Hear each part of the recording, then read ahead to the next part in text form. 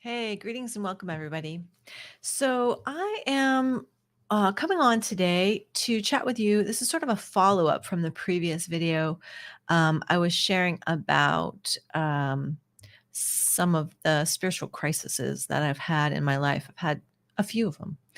Uh, but before I do, I just want to also let you guys know that my purpose in sharing all of this with you and coming on live and really coming on the stage, which is really not super comfy for me, but I'm doing it to let you know and invite you into this amazing course that we're offering in September called Awakening Your Light Body.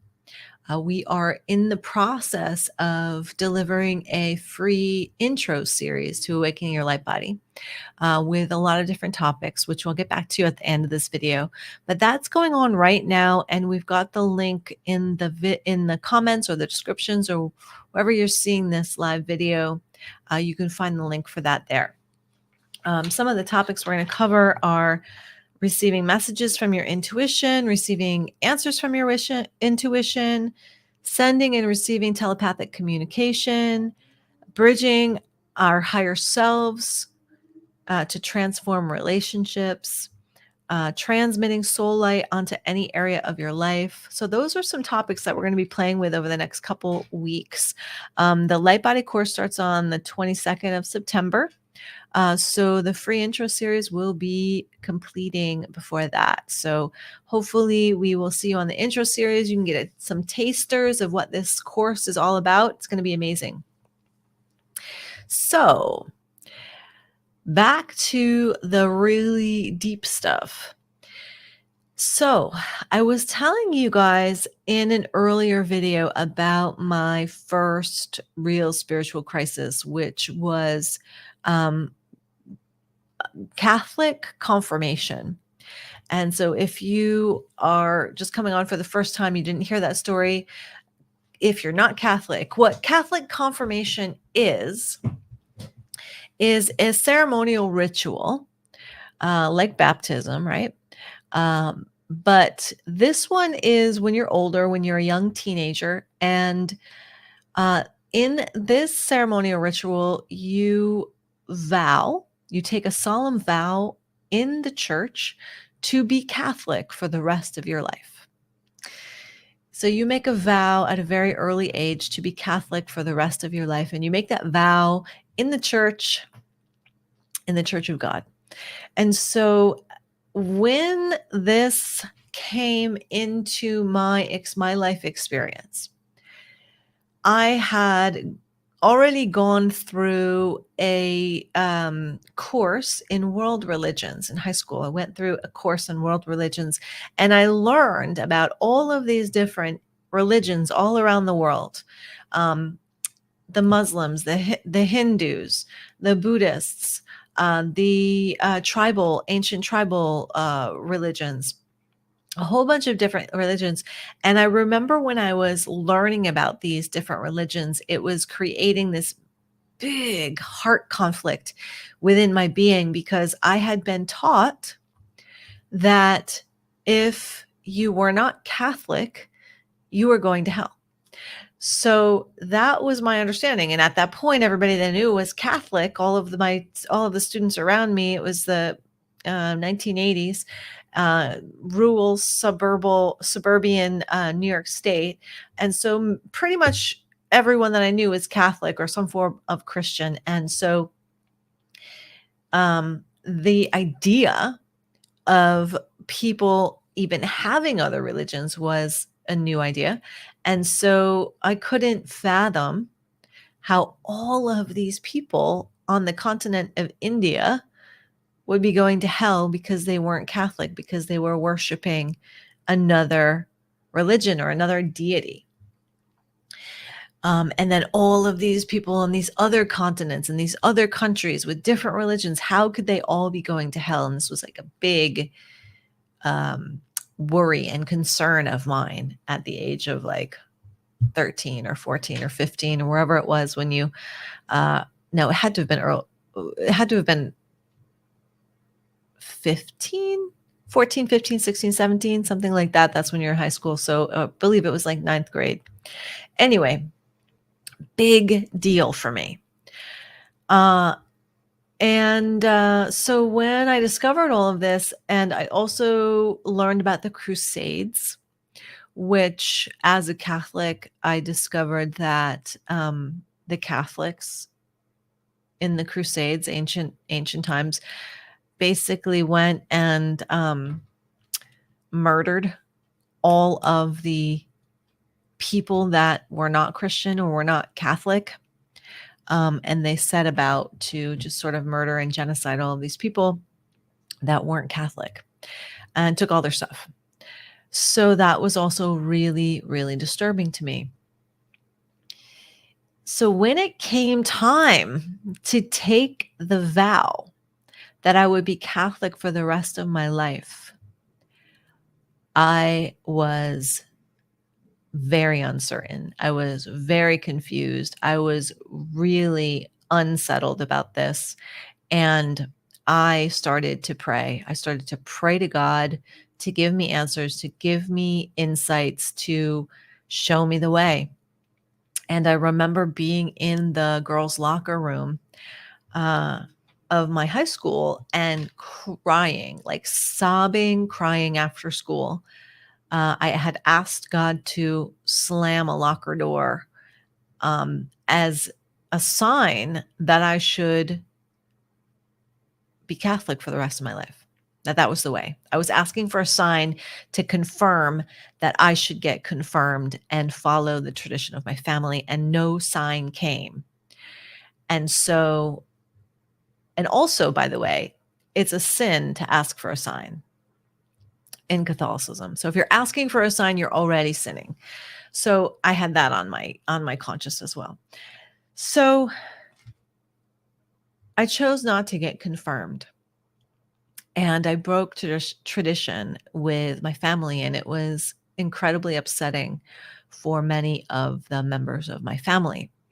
My father had wanted to kind of force me to get confirmed, to which I basically said, look, if you force me to walk down that procession and the priest asks me if I will confirm and take this vow, I will blatantly say no in front of the whole congregation, because I will not take a vow.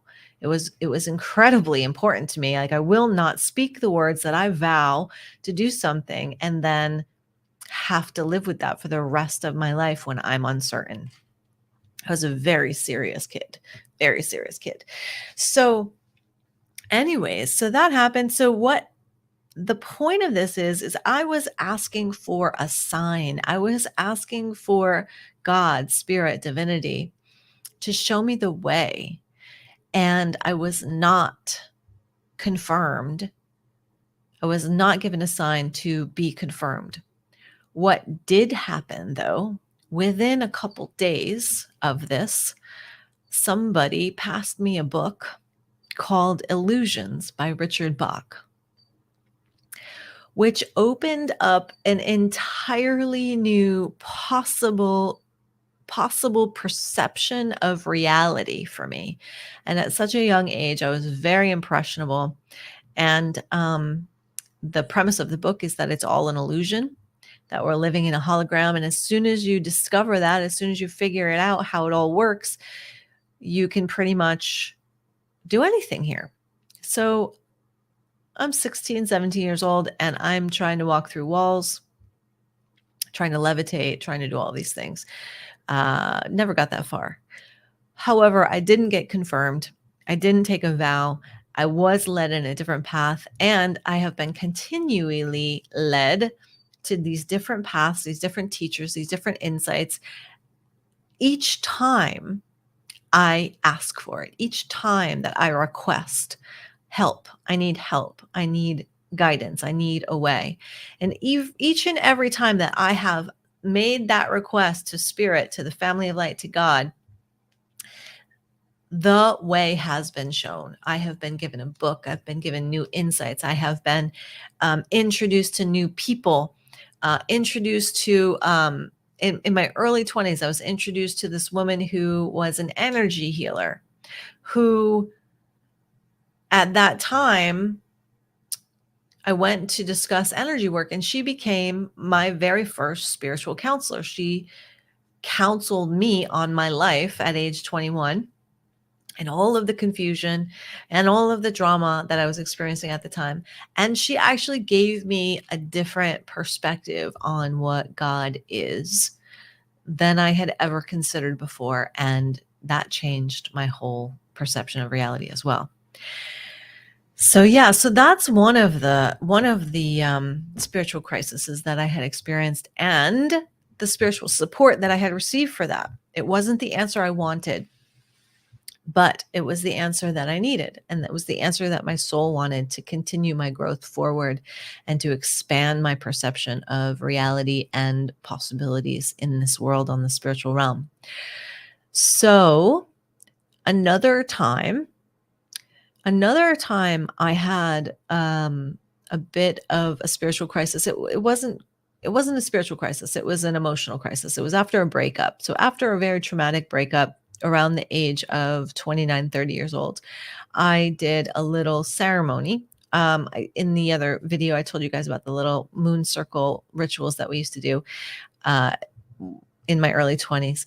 And so I went out to our moon circle area, and I did a ceremony asking for a teacher, saying that I was ready to step up into the next leg of my journey.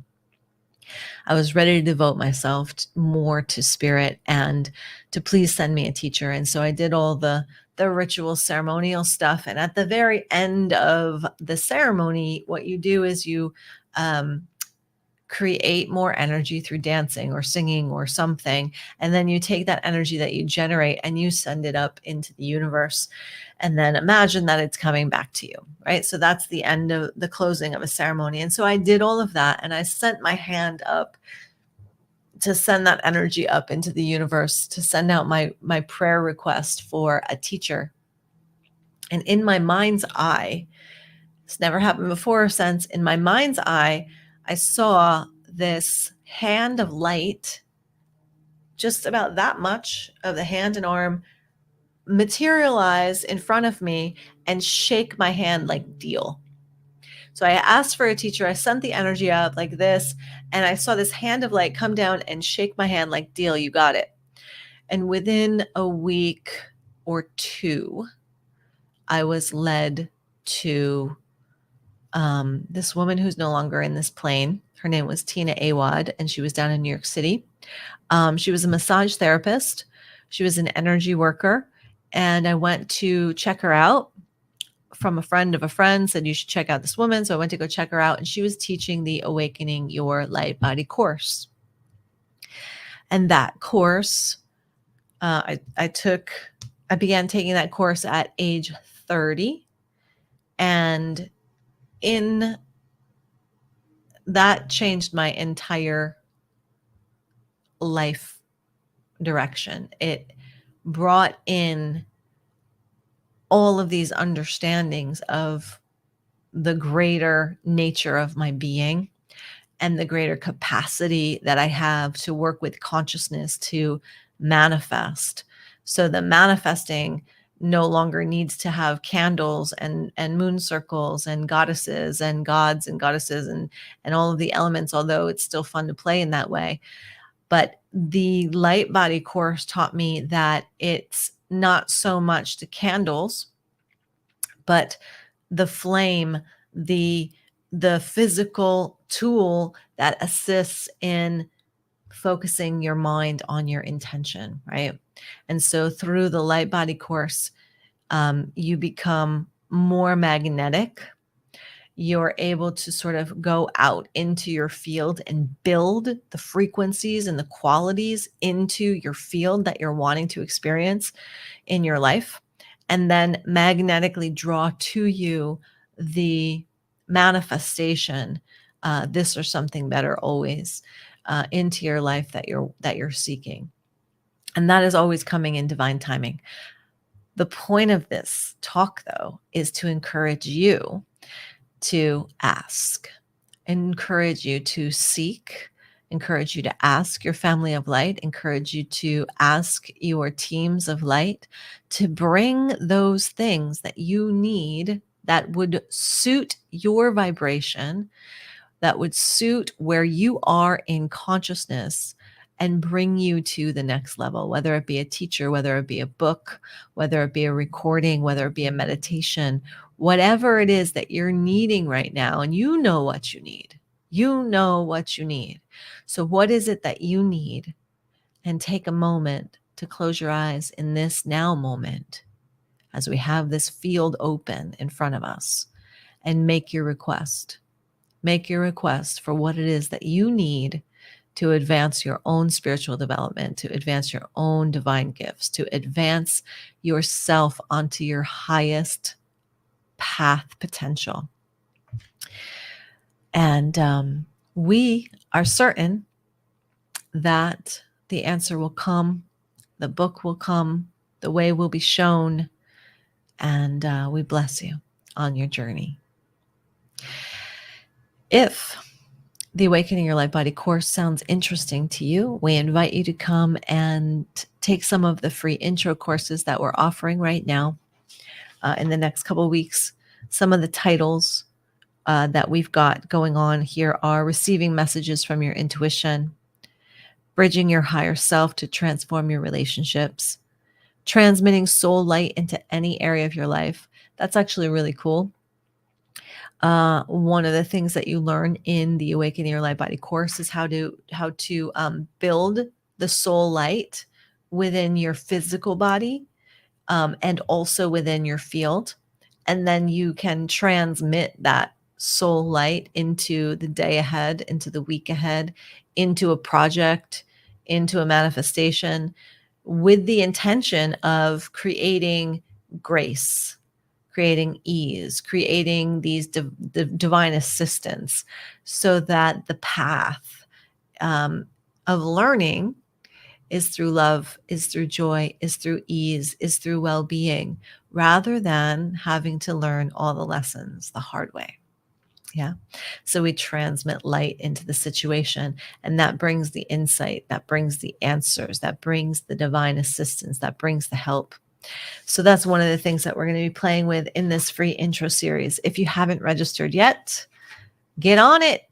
We've got the link in the comments or the descriptions, wherever you may be finding us today.